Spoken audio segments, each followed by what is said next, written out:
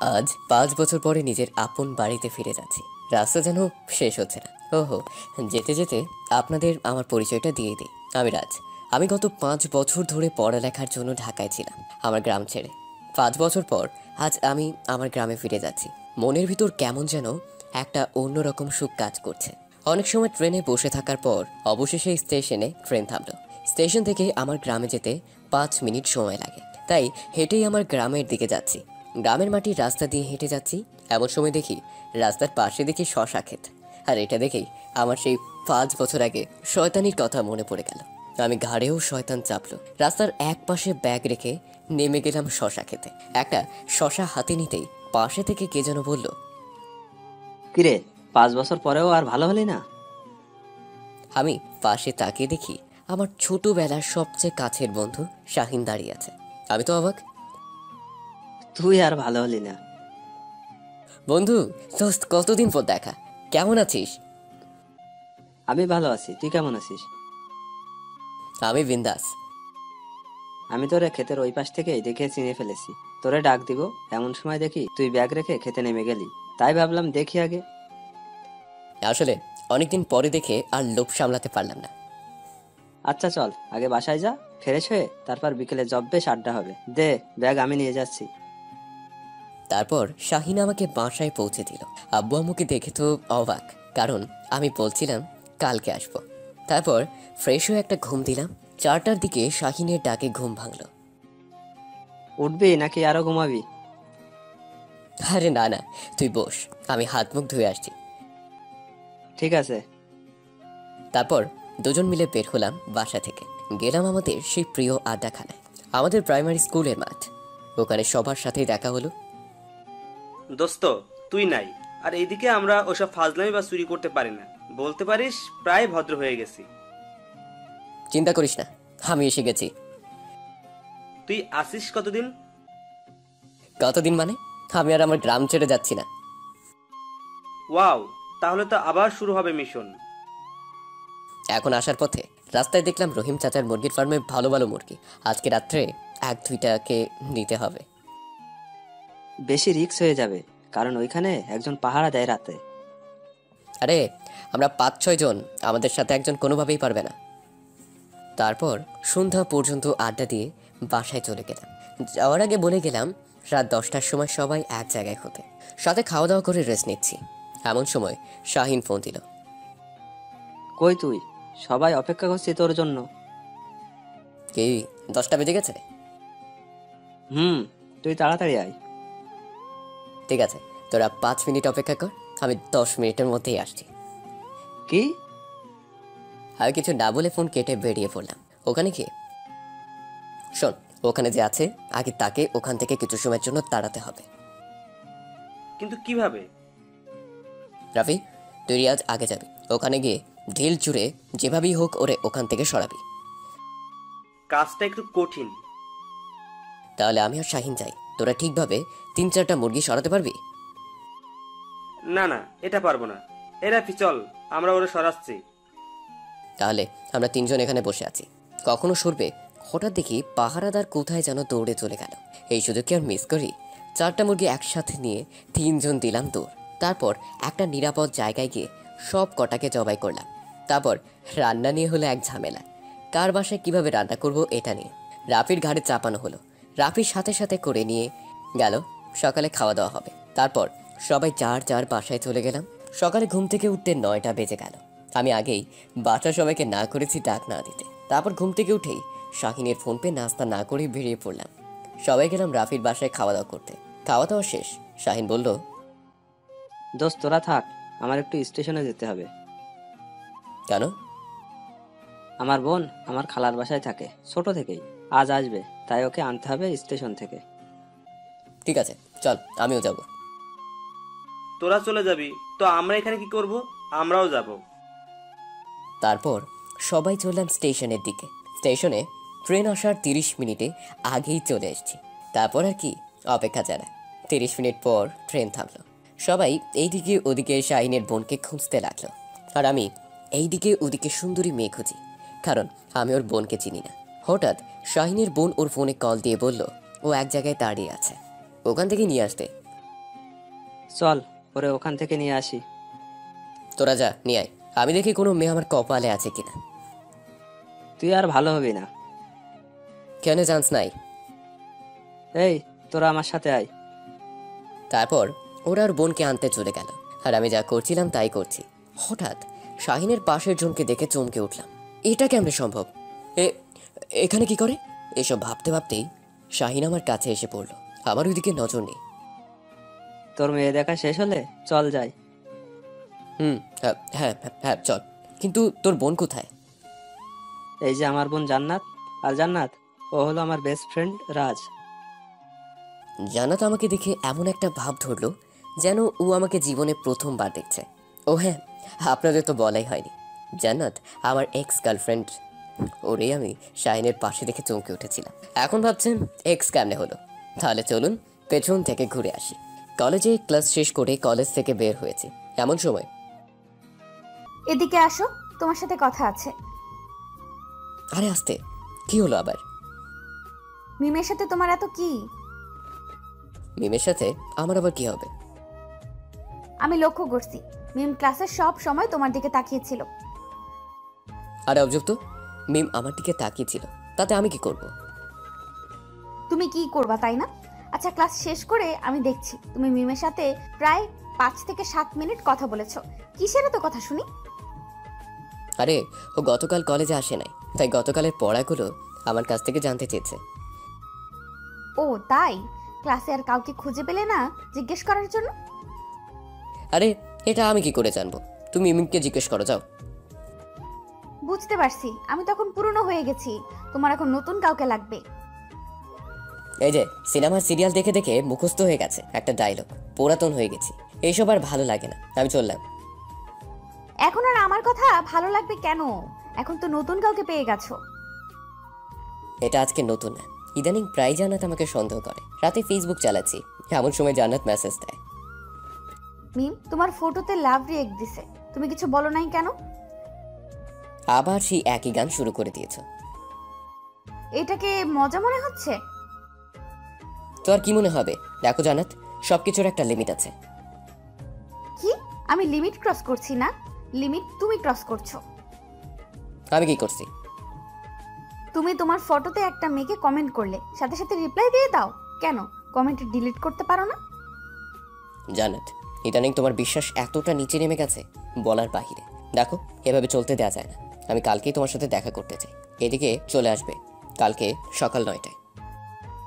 সকাল 9:12, এটা তো সবাই জানে, মেয়েরা একটু দেরি করে আসে। বলো কি বলতে চাও? দেখো জান্নাত, এভাবে চলতে পারে না। তুমি যদি সবকিছুতেই আমাকে এভাবে সন্দেহ করো, তাহলে আমি আমাদের রিলেশন কিভাবে কন্টিনিউ করব? তুমি যদি সন্দেহের মতো কাজ করো তাতে তোমার কোনো ভুল নেই, আর আমি সন্দেহ করলেই ভুল। আমি কি করছি সন্দেহ করার মতো? আচ্ছা থাক, এসব বিষয় নিয়ে আমি তোমার সাথে কথা বলতে চাই না। আমার মনে হয় এখন থেকে তুমি তোমার মতো আর আমি আমার মতো করে থাকবো, এটাই ভালো হবে। এটা বলেই আমি জান্নাতকে কিছু বলার সুযোগ না দিয়ে ওখান থেকে চলে আসলাম। তার 1 মাস পরে তো আমি আমার গ্রামে চলে আসলাম। তো এই হলো জান্নাতকে আমার চেনার কাহিনী। এখন আমি এটা ভেবে অবাক হচ্ছি, দুনিয়ায় আর কোনো মেয়ে পেলাম না, আমার ফ্রেন্ডের বোনের সাথে প্রেম করতে হলো। এরপর থেকেই মনের ভিতরে একটা ভয় কাজ করতে শুরু করলো। মনে হলো এই যেন শাহিন সব কিছু জেনে গেল। আমি চাইছিলাম না আমার কোনো বন্ধু আমার আর জান্নাতের সম্পর্কে জানুক। এর পরের দিন আর তেমন বাইরে যাওয়া হয়নি। বিকেল 4টার মতো বাজে, এমন সময় হঠাৎ শাহিনের ফোন। দেখে বুক ধরফর ধরফর করতে লাগলো। রাজ, কই তুই? এই তো বাসায়। কেন? একবার আমাদের বাসার সামনে আয়, তোকে নিয়ে এক জায়গায় যাবো। কোথায়? ভয় আমার বুক ধরফর করতে লাগলো। আমি শাহিনকে ভয় পাচ্ছি না, ভয় পাচ্ছি শাহিন আর আমার বন্ধুত্বকে। আরে বেটা, আয় আগে। আমি ভয়ে ভয়ে বাসা থেকে বের হলাম। আমার মনের ভিতরে অনেক চিন্তা ঘুরপাক খাচ্ছে। ভয়ে ভয়ে ওদের বাসায় সামনে গেলাম। আমাকে দেখেই শাহিন বের হয়ে আসলো। কিরে, এত সময় লাগলো আসতে? না, ও একটু দেরি হয়ে গেছে। আচ্ছা, যে জন্য তোকে ডেকেছি, আসলে জান্নাত বলছে গ্রামটা ঘুরে দেখবে। আর তুইও তো 2 দিন হলো আসলি, ভাবলাম তোর সাথে নিয়ে 3জন মিলে গ্রামটা ঘুরে আসি, খুব মজা হবে। ও আমার ভিতরে যেন প্রাণ ফিরে এলো। ও এই ব্যাপার, ঠিক আছে চল। আরে দাঁড়া, জান্নাতকে আসতে দে। ও হ্যাঁ, ঠিক তখনই জান্নাত ঘর থেকে বের হয়ে আসলো। আমি একটা জিনিস বুঝলাম না, ও যখন আমার গার্লফ্রেন্ড ছিল তখন দেখতে যেমন সুন্দর ছিল, এখন তার দ্বিগুণ সুন্দর লাগছে। এক্সকে এত সুন্দর লাগে কেন? রাজ, হে রাজ, হুম। চল। ও হ্যাঁ চল। তারপর আমরা তিনজন মিলে অনেক ঘোরাঘুরি করলাম। এর মধ্যে জান্নাতের সাথে আমার একটা কথা হয়নি। অনেক ঘোরাঘুরি করে সন্ধ্যার দিকে বাসায় ফিরলাম। রাতে হঠাৎ একটা অপরিচিত নাম্বার থেকে কল আসলো। আমি রিসিভ করলাম। প্রায় 1 মিনিট হ্যালো হ্যালো করলাম, কিন্তু ওপাশ থেকে কোনো উত্তর আসেনি। তারপর আবার ফোনটা কেটে দিল। আমি ভাবলাম হয়তো নেটওয়ার্ক সমস্যা হয়েছে, তাই আমি আবার ফোন দিলাম, কিন্তু কেটে দিল। পরে আমি ভাবছি হয়তো কেউ ভুল করে দিয়েছে। এর পরের দিন সকালে ঘুম থেকে উঠে ফ্রেশ হয়ে নাস্তা করে বাসা থেকে বের হব, এমন সময় দেখি শাহিন, জান্নাত আর ওর আম্মু আমাদের বাসায় হাজির। আমি কিছু ভাবতে যাবো এর আগেই কি দোস্ত, সারপ্রাইজটা কেমন দিলাম? আসলে আম্মু বলেছিল তোকে দেখে না অনেক দিন ধরে, আর তুই তো আমার বাসায় যাবি না, তাই সোজা তোর বাসায় হাজির। কেমন আছো বাবা? কতদিন পর তোমাকে দেখছি। জি আন্টি, আমি ভালো আছি। আপনি কেমন আছেন? আমিও ভালো আছি। ও হ্যাঁ, ও হচ্ছে আমার মেয়ে জান্নাত। কেমন আছেন ভাইয়া? কি, আমাকে দেখতে ভাইয়ের মতো লাগে? আম্মু, ওদের আগেই পরিচয় হয়ে গেছে। আন্টি চলেন, ভিতরে চলেন। শাহিন আয়। জান্নাতের দুষ্টু হাসিটা আমাকে চিন্তায় ফেলে দিল। আমি ভিতরে গিয়ে আরো অবাক। আম্মু আপু সবাই জানে ওরা আসবে, আমি জানি না শুধু। আসলে কালকে রাতে আমি আন্টিকে ফোন করে বলেছি আমরা আসবো, আর তোকে না জানাতে বলছি। আই তোরা সর। জান্নাত, তুমি এইদিকে আসো। কেমন আছো বলো? জি আপু, আমি ভালো আছি। আপনি কেমন আছেন? আমিও ভালো আছি। আপু, আমি কি বাসাটা ঘুরে আসতে পারি? এইটা কেমন কথা? এইটা আবার আমাকে জিজ্ঞেস করার কি আছে? আইরাস, যা, জান্নাতকে নিয়ে উপরে আমাদের বাসাটা ঘুরিয়ে দেখে নিয়ে আয়। এই খেয়েছে রে। আপু তুমি দেখিয়ে নিয়ে আসো, আমি এখানে আছি। যাবি নাকি আমি আসবো? এটা শুনে ফিক করে হেসে দিল জান্নাত। আর আমি ভাবছি আমার কপালে কি আছে। হঠাৎ করেই ভালোই আছো দেখছি। নতুন মেয়ে খুঁজছো দেখলাম। আ, আ, আমি ওটা এমনি মজা করে করেছি। না না, সমস্যা নেই। আমি তো আর তোমার গার্লফ্রেন্ড না। তো তোমার গার্লফ্রেন্ডের কি খবর, কেমন আছে? থাকলে তো জানবো। তাই? তোমার মতো এত স্মার্ট একটা ছেলের গার্লফ্রেন্ড নেই, এটা কেমনে মেনে নেব? হুম, এখানে মিথ্যা বলার কি আছে? আর আমি এখন কোনো মেয়ের সাথে কথা বলা তো দূর, তাকাইও না। ও তাই? ভালো, ঠিক আছে, চলো নিচে চলো যাব। তারপর নিচে নেমে আসলাম। কি জান্নাত, বাড়ি দেখা শেষ? হ্যাঁ আপু, দেখছি। এরপর সবাই একসাথে খাওয়া দাওয়া করে অনেক সময় আড্ডা দিলাম। 11টার দিকে ওরা সবাই চলে গেছে। বিকেলে একা একা হাঁটছি, এমন সময় পেছন থেকে কে যেন ডাক দিল। পেছনে তাকিয়ে দেখি মাইমুন আমার পাশের বাড়ির। বলো। আপনাকে কিছু বলতে চাইছিলাম। বলো। আসলে আমি বলতে চাইছিলাম, বলো। আসলে আমি আপনাকে ভালোবাসি। তুমি কোন ক্লাসের জন্য পড়ো? 7-এ। তুমি জানো আমি কোন ক্লাসে পড়ি? আমি তোমার কত বড় হব? ভালোবাসার কোনো বয়স নেই। খুব পাকা পাকা কথা শিখেছ। আচ্ছা, তুমি আগে এসএসসি পাস করো, তারপর যদি মনে হয় আমি তোমার জন্য ঠিক, তাহলে আমার সাথে দেখা করো। কিন্তু কোনো কিন্তু নাই, এখন যাও, বাসায় যাও। তা না হলে আমি তোমার আম্মুর কাছে বিচার দেব। যাও। তারপরও রাগ করে চলে গেল। আজকালকার মেয়েরা একটু হাঁটা চলা শিখতেই প্রেমের ভূত মাথায় চলে আসে। হঠাৎ করেই পাশে থেকে কে যেন বলল, আমি কোনো মেয়ের সাথে কথা বলি না, কোনো মেয়ের দিকে তাকাইও না। পাশে তাকিয়ে দিয়ে জান্নাত। বুঝতে বাকি থাকলো না ও কথাগুলো আমাকে বলছে। ও হ্যালো, ওখানে কথার বিষয়টা তুমি জানো না। ও আমার কথার পাত্তা না দিয়ে চলে গেল। আমি একটা জিনিস বুঝলাম না, ওর সাথে তো আমি ব্রেকআপ করছিলাম, তাহলে ওর প্রতি আমার এত টান কেন? কথাগুলো আমার মাথায় ঘুরছিল, কিন্তু কোনো উত্তর পাচ্ছিলাম না। একটু পরেই শাহিন ফোন দিল। দোষ, আমাকে একটা উপকার করে দিতে হবে। কি? জান্নাত বলেছে ওর নাকি কি কেনাকাটা করতে হবে, আর আমার একটু কাজের জন্য এক জায়গায় যেতে হবে। তাই যদি কালকে সকালে ওরে নিয়ে একটু মার্কেটে যেতি। আচ্ছা ঠিক আছে, আমি নিয়ে যাব। ধন্যবাদ দোস্ত। পরের দিন সকালে ঘুম থেকে উঠে ফ্রেশ হয়ে নাস্তা শেষ করে উঠলাম, তখনই শাহিন ফোন দিল। দোস্ত চলে আয় এখন। এখন এত সকালে? কয়টা বাজে দেখছিস? ওরে বাবা, এত বেলা হয়ে গেছে, 11টা বেজে গেছে। আমি 10 মিনিটের মধ্যে আসছি, তুই তোর বোনকে বল রেডি হয়ে থাকতে। ঠিক আছে।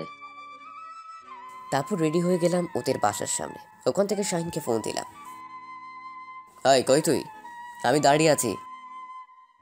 ওপাশ থেকে জান্নাত পাশ থেকে বলে উঠল, কেন ভাইয়া, আমরা কি পাগলা গারোতে থাকি যে ভেতরে আসা যাবে না?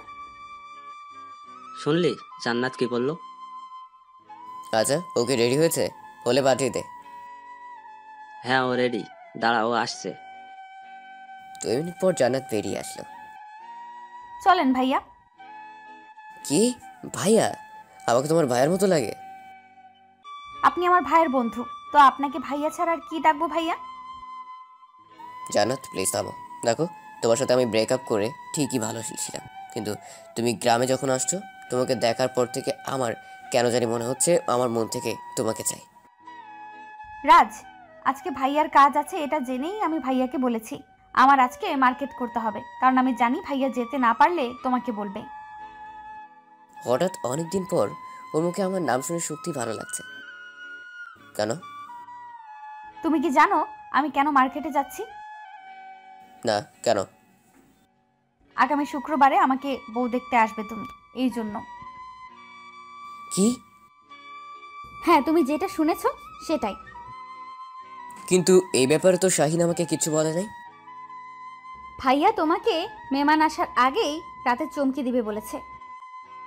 এখন তুমি আমাকে যে চমক দিছো, এর যে বড় যেন চমক আর হয় না। তোমার জন্য তো ভালোই হলো, আর কাউকে দেখে তোমার এক্স মনে হবে না। এক থাপ্পড় মারবো, টেনশনের মধ্যে আবার ভয় দেখায়। এই যে ভাইয়া, চলেন মার্কেট করে আবার বাড়িতে ফিরতে হবে।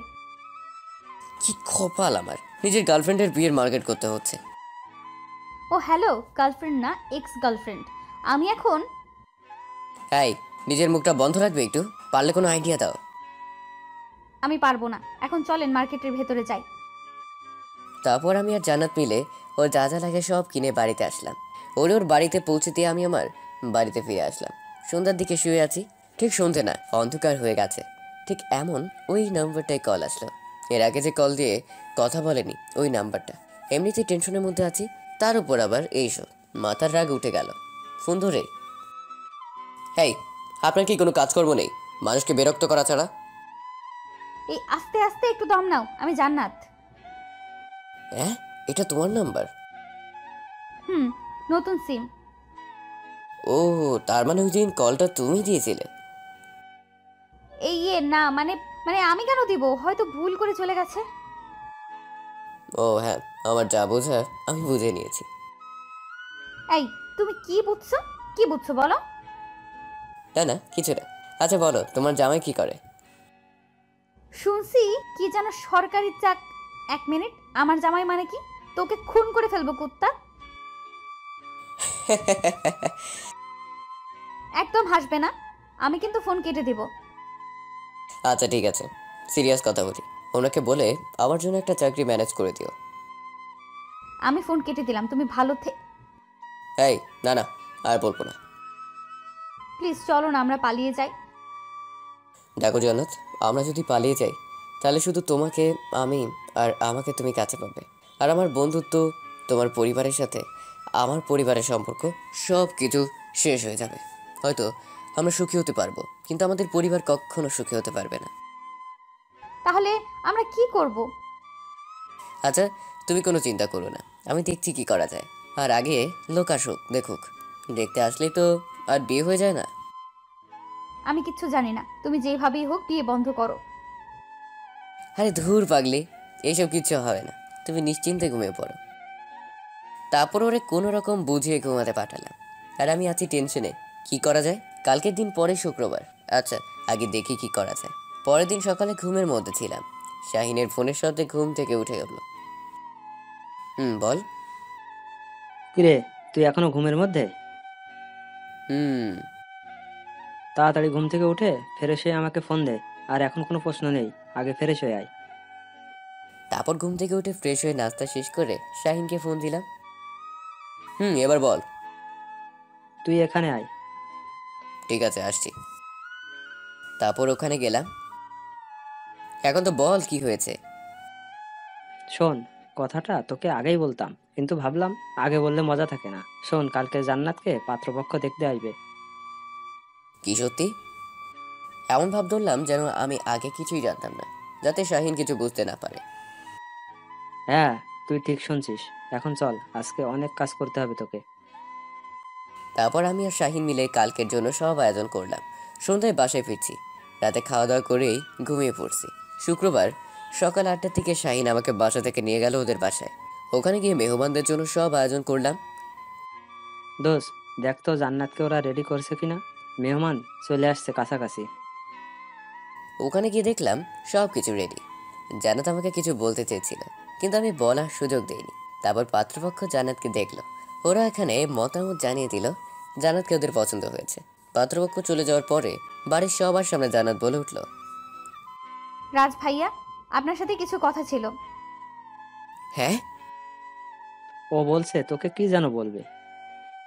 তারপর জান্নাতের রুমে গেলাম। এখন কি করবে বলো?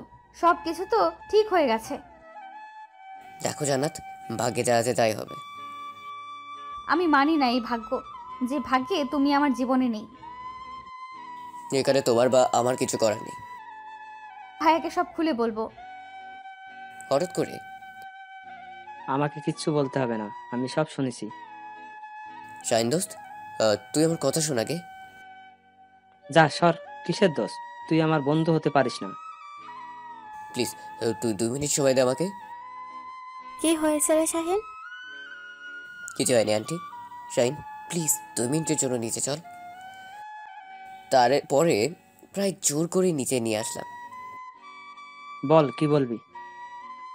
তারপর আমি ওকে শুরু থেকে এখন পর্যন্ত যা কিছু হয়েছে সব কিছু খুলে বললাম। শোন, তুই আমার বন্ধু হয়ে আমাকে ধোঁকা দিয়েছিস। বিশেষ কর আমি মানে জানতাম না জান্নাত তোর বোন। আজ শুক্রবার, আগামী সোমবারে জান্নাতের বিয়ে দিব। তোরে যেন আমাদের বাড়ির আশেপাশে না দেখি। বলেও ভিতরে চলে গেল। এখন আমি পড়ে গেলাম টেনশনে, কি করা যায়। জান্নাত তো পাগলামি শুরু করে দিবে। আর এদিকে আমার এতদিনের বন্ধুত্ব নষ্ট হয়ে যাওয়ার পথে। আমি কি করব এখন? টেনশনে মাথা ব্যথা শুরু হয়ে গেছে। হঠাৎ জান্নাতের ফোন। রিসিভ করতেই, হ্যাল এই জান্নাত, তোর ফোনটা কই? ওটা আমাকে দে। এখন থেকে তোর আর ফোন চালানো দরকার নেই। এরপরে ফোনটা কেটে গেল। পাশের দোকান থেকে একটা সিগারেট নিয়ে দৌড়িয়ে একদমে টানতে থাকলাম, কিন্তু কিছুতে কিছু হচ্ছে না। ভাবলাম রাফিকে সব বলবো কিনা। পরে ভাবলাম হয়তো বলা ঠিক হবে না। আবার ভাবলাম বলেই দিই। তারপর রাফিকে ফোন দিলাম। রাফি, কই তুই? বাসায় আছি। কেন? এখানে তাড়াতাড়ি আয়। কিন্তু কেন? আরে আয় না। আচ্ছা ঠিক আছে, তুমি দাঁড়াও, আমি আসছি। কিছু সময় পর, বলো কি হয়েছে? আর তুই এইভাবে মাটিতে বসে আছিস কেন? বস এখানে। এখানে? হ্যাঁ বস, কোনো সমস্যা নেই। এবার বল কি হয়েছে? তারপর রাফিকেও সব কিছু বললাম। এই, সমস্যাটা হওয়ার আগে বলতে পারলি না?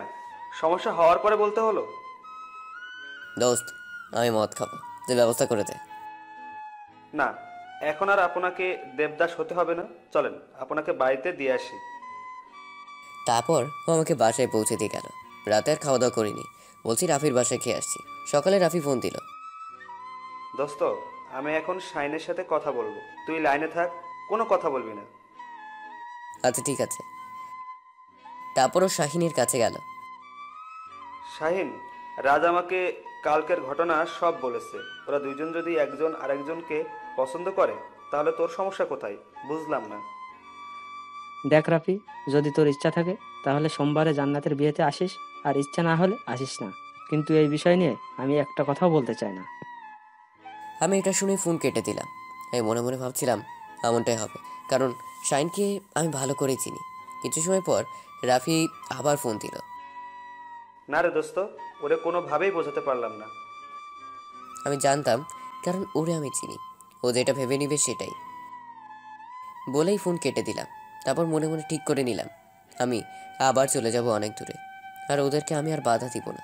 রবিবার রাতে খাবার টেবিলে, আম্মু আমি কালকে চলে যাব। চলে যাবি মানে? কালকে শাহিনের বোনের বিয়ে, আর তুই না বললে আর যাবি না? এখানেই কলেজে ভর্তি হবি? না আপু, এখানের চেয়ে আমার কাছে মনে হয় ওখানে থাকাই ভালো। আমার কাছ থেকে দূরে থাকতে ভালো লাগে তোর? না না আব্বু, তেমনটা নয়। ওখানে থাকলে পড়ালেখা ভালো মতো করতে পারবো। কি গো, তুমি কিছু বলছো না কেন? আমি আর কি বলবো? ওর যখন ইচ্ছে হয় আসবে, যখন ইচ্ছে যাবে। আমার কথায় কি যায় আসে? আম্মু, তোমরা যেমনটা ভাবছো তেমনটা নয়। তাহলে কি? কয়দিন হলো আসলি? বললি আর যাবি না, এখানেই থাকবি। তাহলে এখন কি? আম্মু, এখানে থাকলে আমার পড়ালেখা ভালো করে করতে পারবো না। তোর যা ভালো মনে হয় তাই কর। বলে আব্বু আম্মু উঠে চলে গেল। তারপর আমিও চলে গেছিলাম আমার রুমে। এসে ব্যাগ গোছাতে ব্যস্ত এমন সময় আপু আমার রুমে আসলো। তোকে দেখে তো মনে হয় না তুই পড়ালেখার জন্য ঢাকায় চলে যাচ্ছিস। আসল ব্যাপারটা কি বল? আসল ব্যাপার আবার কি থাকবে?